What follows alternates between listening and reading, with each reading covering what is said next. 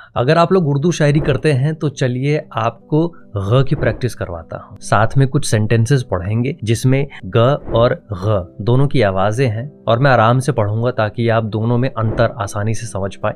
और जहाँ जहाँ ग की आवाज़ है यानी नुक्ते वाले ग की आवाज़ है वहाँ मैं थम्स अप कर दूंगा ताकि आप समझ पाएं। तो शुरू करते हैं। गली में गमगीन गाना गाना गलत नहीं है, लेकिन गाना गज़ब का हो और उसके लिए गले में गरारे करने ज़रूरी हैं।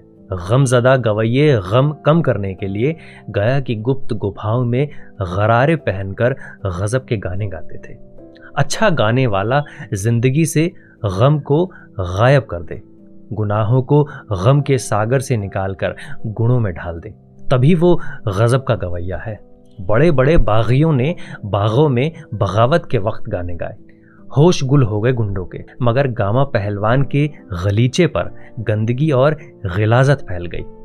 गुस्ताख गवैये गाजियाबाद से गाड़ियों में गर्मा गर्म चाय गुड़ के साथ गटागट पी गए। रास्ते में बहुत शोर गुल था, वहीं एक अजीबो गरीब लड़का गजब की गजल गुनगुना रहा था।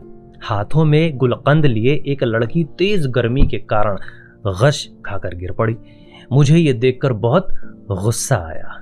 अगर आप लोगों का गैन साफ नहीं है तो भाई बहुत ज़्यादा ज़रूरी है। अगर आप लोग शेरो शायरी से ताल्लुक़ रखते हैं तो गैन साफ करिए। इस वीडियो को सेव कर लीजिए कहीं ये गायब ना हो जाए और इस वीडियो से रोज़ प्रैक्टिस करिएगा। और अगर आपको वो मोनोलॉग चाहिए लिखा हुआ तो मुझे मेरी रील डीएम कर दीजिए, मैं आपको वो भेज दूंगा मोनोलॉग।